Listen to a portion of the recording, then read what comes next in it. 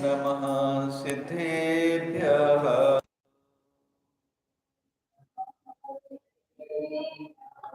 लक्ष्मी निवास निलयं विलीन विलयं निधाय हृदि वीरम् आत्मानुशासनमहं वक्षे मोक्षाय भव्यानां।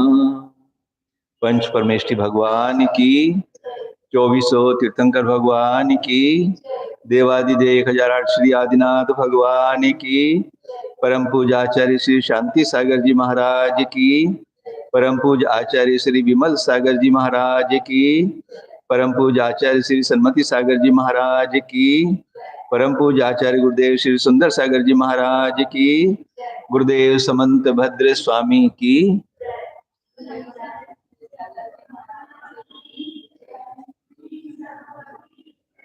भव्य आत्माओं, आत्मानुशासन ग्रंथ है आचार्य गुणभद्र स्वामी प्रणीत।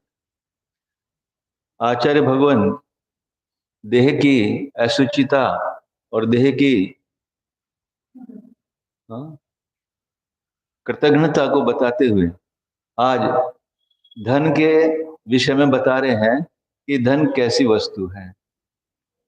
धन इस जीव को विषयों की ओर आकर्षित करता है। धन से तृष्णा उत्पन्न होती है। धन इस जीव को कुमार्ग में ले जाता है। धन किसी तरह से भी प्रशंसनीय नहीं है। 102 नंबर की सूत्र पर श्लोक पढ़ेंगे।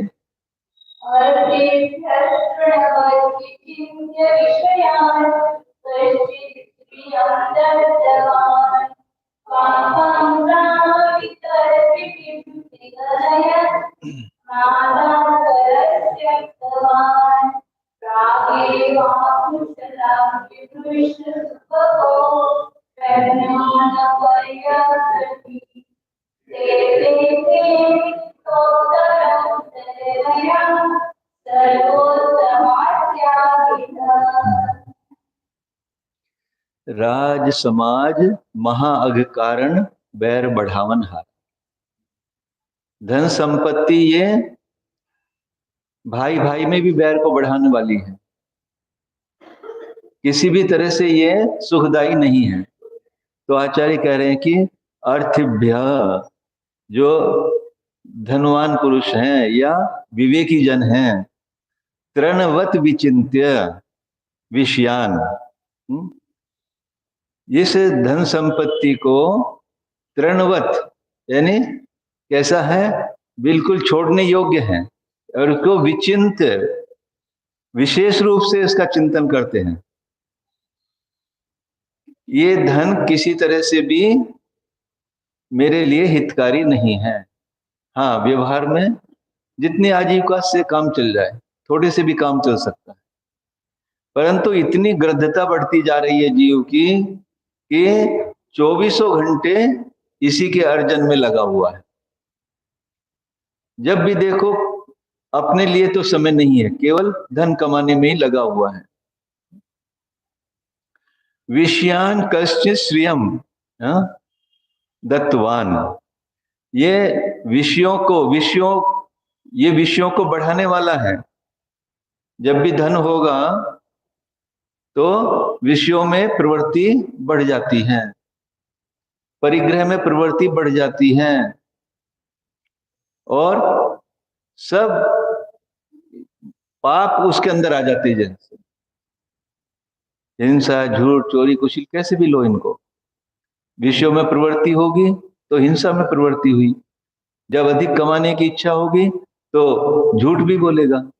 पीछे आया था कि सामान्य रीति से, न्याय रीति से धन कभी बढ़ता नहीं है। जब तक अन्याय रूप से झूठ बोल के, टैक्स की चोरी करके, तब तक नहीं तो धन नहीं बढ़ता सामान्य रूप से। तो इन विषयों को भी बढ़ाने वाला है। और कश्चित् श्रिय दत्तवान, तो एक व्यक्ति कैसा है, इनको ऐसा मानकर कि धन तो तृणवत है, विषयों में बढ़ाने वाला, विषयों को बढ़ाने वाला है, तो अपने जो आश्रित, जो अपने जो उत्तराधिकारी होते हैं, पुत्र स्त्री आदि, उनको दे देता है। हाँ, और दूसरा कैसा है, पापाम ताम अभितर्पणी, इनको धन को बहुत पाप बहुल समझ के, ये तो धन पाप को ही उत्पन्न करने वाला है, तो विगणयन, विशेष रूप से उसको गिनता हुआ, विशेष रूप से जानता हुआ कि धन पाप का ही कारण है, नादात परह त्यक्तवान, किसी को देता तो नहीं है। एक आदमी तो ऐसा है जिसने धन को छोड़ने लायक समझ के अपने पुत्र को या किसी को दे दिया, अपने घर वालों को। दूसरा ऐसा है कि वो पाप रूप तो समझ रहा है उसको, परंतु वो किसी को देता नहीं, पर छोड़ देता है ऐसी, बिना दिए किसी को। हाँ? और फिर तीसरा कैसा है, प्राग एव अकुशला विमृश्य, तीसरा ऐसा है कि वो पहले ही धन को प्राप्त करने से पहले ही ये जान के कि ये कुशल करने वाला नहीं है, मेरा हित करने वाला नहीं है। शुभग, ऐसा कोई सुभग, ऐसा कोई उत्कृष्ट, अपि अन्य न परिग्रहित, वो परिग्रह को, इस धन को ग्रहण ही नहीं करता है। एक तीसरा आदमी ऐसा है। तो तीनों में कौन सा अच्छा है, जो किसी को ग्रहण ही नहीं करता, मुझे देना ही ना पड़े, छोड़ना ही ना पड़े। जिसको छोड़ना पड़े उसको ग्रहण क्यों करना। आजकल ऐसा भी चल रहा है कि महाराज जी दान देने के भाव होते हैं, कमाएंगे नहीं तो दान कैसे देंगे। तो कमाने में जो आप उद्यम कर रहे हो, जो पाप कर रहे हो, पाप किस सेंस में कह रहे हैं कि जो कुछ भी कर रहे हो वो पाप है। तो यदि उस समय को आप जो धन के अर्जन में लगाने में, धन को दान देने में लगा रहे हो, यदि उसके आत्म स्वभाव में, आत्म के ध्यान करने में लगाओ, तो आपका सारा सार्थक हो जाएगा। यदि धन इसलिए कमाया कि मुझे दान देना है, तो वो भी तो एक तरह से पुण्य का ही बंद कर रहे हो, और पुण्य भी संसार का ही कारण है। तो इतना तो कार्य बहुत किया हमने, पर अभी भी मुक्ति नहीं हो पाई। तो एक तीसरा आदमी है जो परिग्रह को, यानी जो धन को ग्रहण ही नहीं करता। एक तो वह है जो उसको छोड़कर, कथा आती है ना चक्रवर्ती की, गुड बेटर बेस्ट,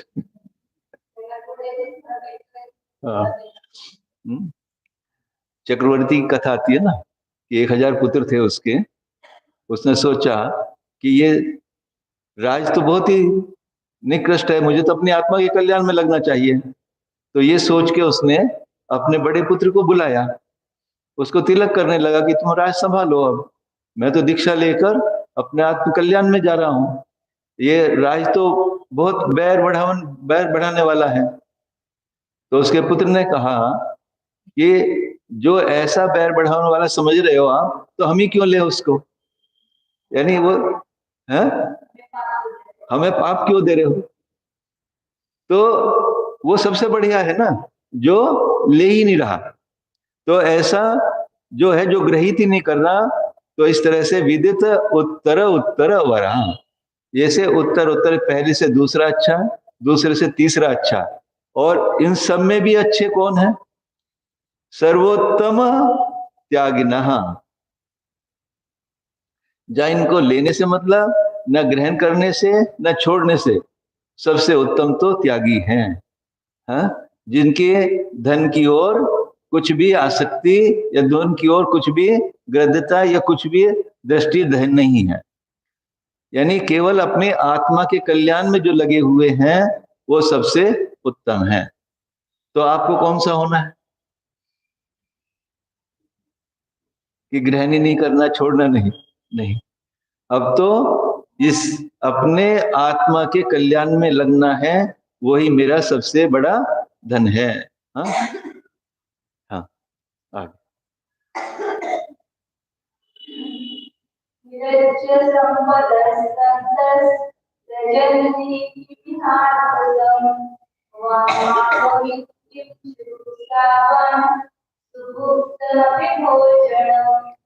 संतः सज्जन पुरुष विरज्य संपदा,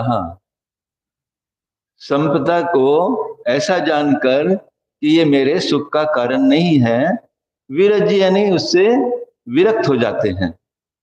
और विरक्त होकर क्या करते हैं? त्यजंती, छोड़ देते हैं। आचार्य कह रहे हैं यदि सज्जन पुरुष इस संपदा को, धन को, वैभव को उसको त्यागने योग्य समझकर उससे विरक्त होकर छोड़ देते हैं, किम यह अद्भुतम, तो इसमें अद्भुत क्या है, इसमें क्या आश्चर्य है? जैसे चक्रवर्ती जब वैराग्य को प्राप्त होता है तो इतनी धन संपदा उसके पास होती है, 9 निधि, 14 रत्न, 96,000 रानियां, सबको तृणवत, जीर्ण तृणवत समझकर पीछे मुड़ के भी नहीं देखते और वैराग्य को प्राप्त होकर मुनि दीक्षा धारण कर लेते हैं। तो आचार्य कहते हैं इसमें क्या आश्चर्य है? मां वमीत किम जुगुप्सावान सुभुक्तम अपि भोजनम। तो उदाहरण दिया इसमें, जैसे कोई व्यक्ति अच्छी प्रकार से भोजन किया है किसी ने और उसको ऐसा लगा कि इसमें विष है या कोई ऐसी वस्तु है, तो उसको तुरंत वमन कर देगा ना। तो इसी प्रकार से जो धन लक्ष्मी है अभी, परंतु वो विष के समान है, मेरा अहित करने वाली है, तो उसको वमन करने में भी कितनी, छोड़ने में कितनी देर लगेगी। पर ऐसा अभी मान कहाँ रहे हैं हम कि ये धन लक्ष्मी हमारा अहित कर रही है, 24 घंटे उसी का कमाने में तो लगे हुए हैं। जिस दिन ये पता लग जाएगा कि ये मेरा हितकारी नहीं है, मुझे थोड़ा सा समय अपनी आत्मा के हित के लिए निकालना चाहिए, तो उस समय कम करने लगोगे।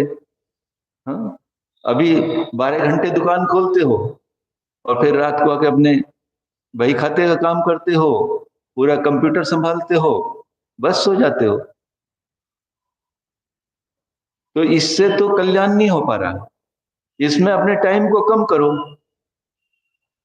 देखो, धन संपत्ति वर्तमान में जो मिली हुई है या मिल रही है, ये पुण्य पूर्व के कमाए हुए पुण्य का उदय है। वर्तमान का पुरुषार्थ आपका नहीं है, उसके कारण नहीं मिल रही हो, तो वर्तमान का पुरुषार्थ तो निमित्त मात्र है, परंतु ये धन मिलना ही है तो मिलेगा। मैं 6 घंटे 8 घंटे भी मैं क्यों काम करूं, मेरा तो 4 घंटे काम करने से भी वो मिलने वाला है।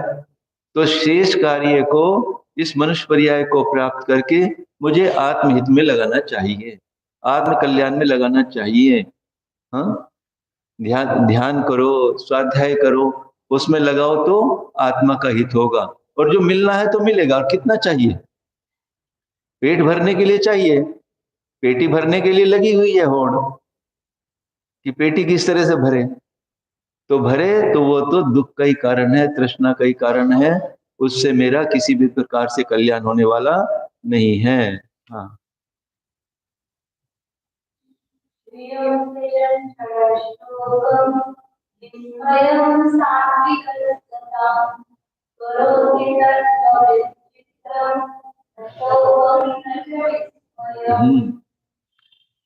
जो मूर्ख व्यक्ति होते हैं, हाँ, लक्ष्मी को छोड़ने में जिनको दुख होता है, यानी कोई घाटा हो गया तो कितना दुख मानते हैं, मेरा क्या होगा, मेरा अब कैसे काम चलेगा, परिवार का गुजारा कैसे होगा, सारा धन चला गया।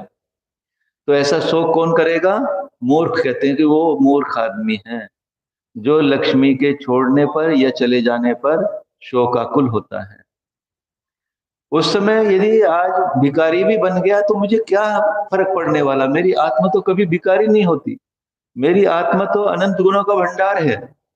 ये बाह्य धन वैभव नहीं है तो इससे मुझे क्या फर्क पड़ना है।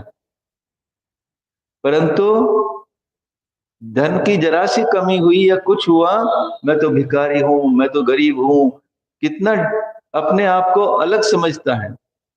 कितना इंफीरियरिटी कॉम्प्लेक्स दूसरे आदमियों को देखकर, कितना है उसके पास, मेरे पास तो कुछ भी नहीं।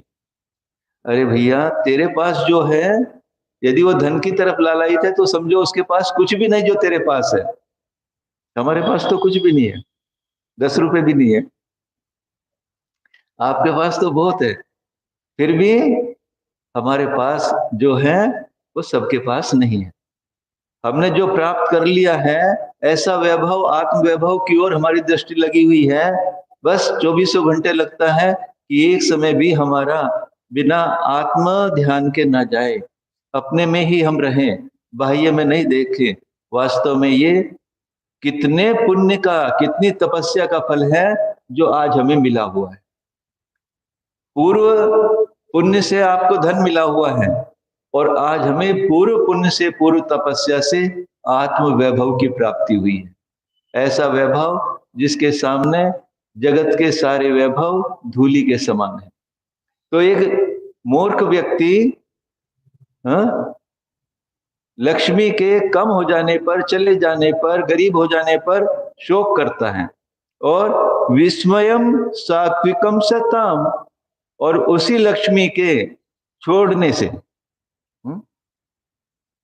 जो सज्जन पुरुष है, पुरुषार्थ करने वाले, जिन्होंने पैसा कमाया है वो दान देकर, ऐसा अपना अभिमान समझता, अभिमान मतलब घमंड नहीं, अभिमान, कि मेरी लक्ष्मी का सदुपयोग हो गया, मैंने अपनी लक्ष्मी को पुण्य में लगा दिया, वो ऐसा समझते हैं।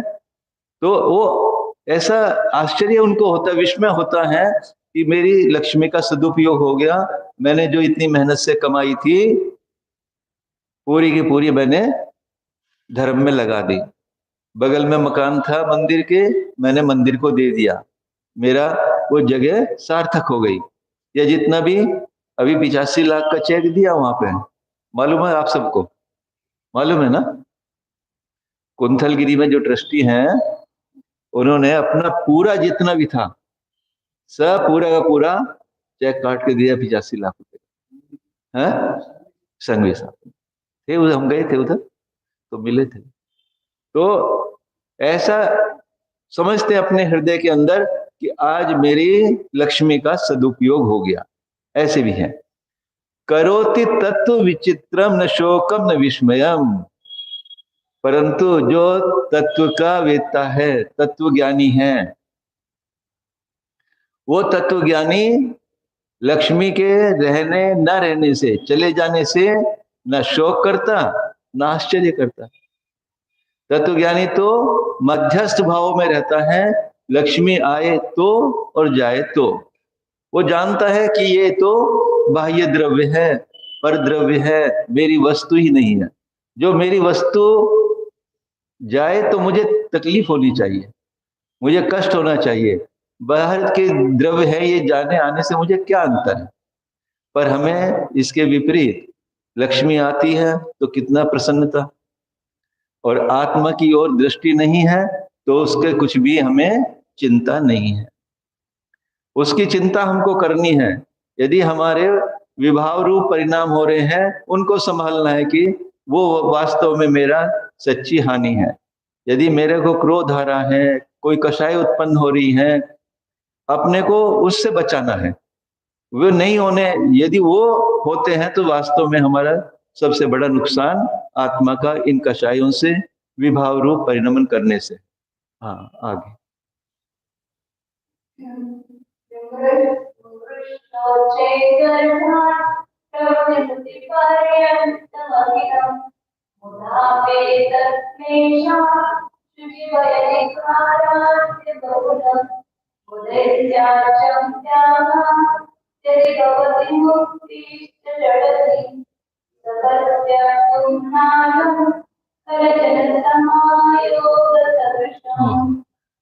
इस शरीर को उपमा दी है, इस शरीर से मेरा संबंध कैसा है? जैसे किसी दुष्ट जन से, दुष्ट प्राणी से मेरा संबंध हो जाता। तो आचार्य कहते हैं विस्मृणों से उच्च ही, पूरे जीवन यानी अनादि काल से इस जीव को शरीर संबंधी आचरण में लगा हुआ है। शरीर की संभालने में ही लगा हुआ है। कब से? गर्भात प्रभृति, गर्भ से लेकर। गर्भ में भी ये जीव भूख लगती है, प्यास लगती है, शरीर को संभालता है। माता के उदर में जो भी वो चबाती, वही पिछले कल बताया था, वो सब खाता है, इतना गंदा भी। और कब तक? मृत्यु पर्यंत, गर्भ काल से लेकर मृत्यु पर्यंत, यानी पूरे जीवन अखिलम। हाँ, ये क्या करता है? क्लेश, इस शरीर के लिए क्लेश उठाता है।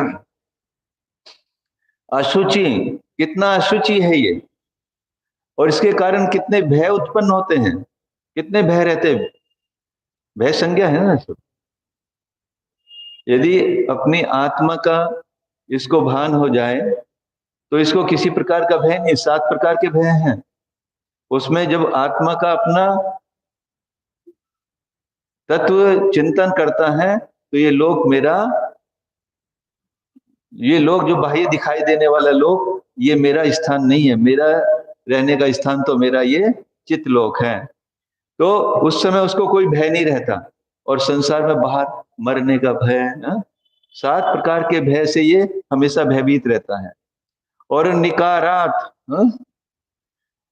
ये किस प्रकार के अपमान भी सहता है इस शरीर के कारण।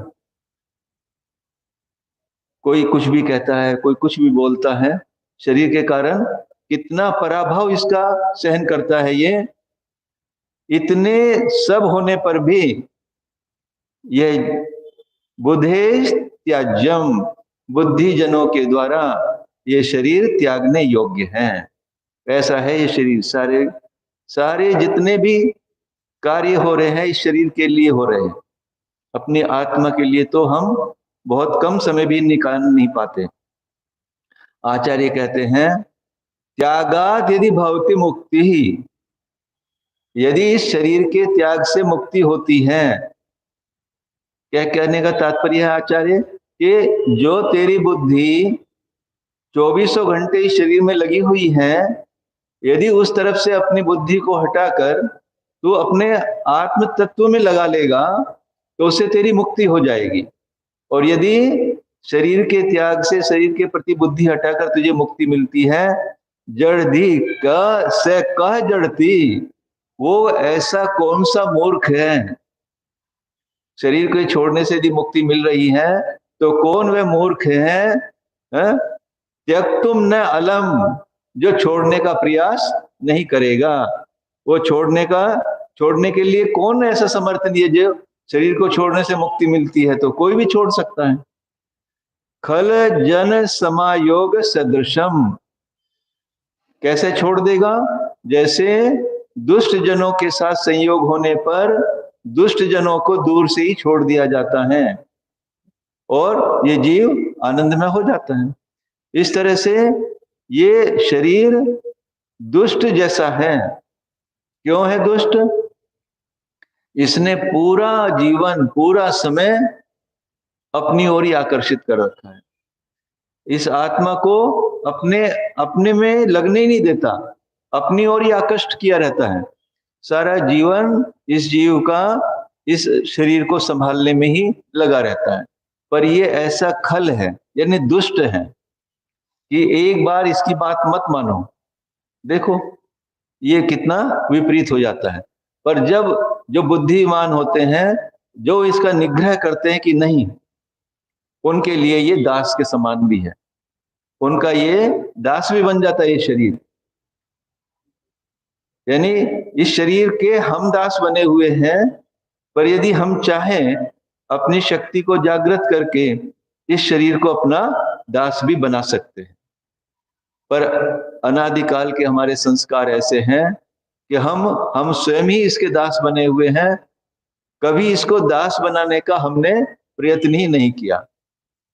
इस शरीर को हम दास बना के इस शरीर से ही हम आत्म कल्याण कर सकते हैं और मोक्ष की प्राप्ति कर सकते हैं। परंतु क्यों इस जीव को बाह्य विषयों में ही आसक्ति है? क्यों नहीं इसको अपनी आत्मा की ओर ध्यान आता?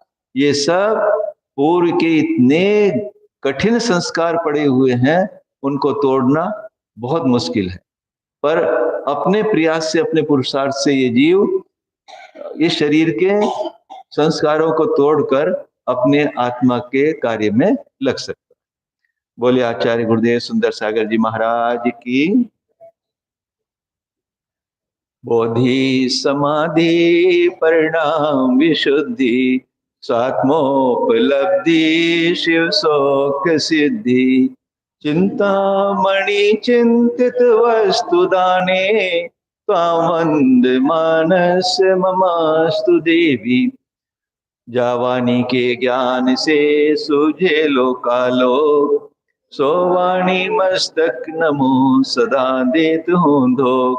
देव भजो अरहंत नित गुरु सेवो निर्ग्रंथ दया धर्म पालो सदा यही मुक्ति का। अथ पौराणिक स्वाध्याय निष्ठापन क्रियायां पूर्वाचार्य कुर्मीं सकल कर्म क्षार्थम भाव पूजा वंदना समृतम श्री शुद्ध भक्ति करो।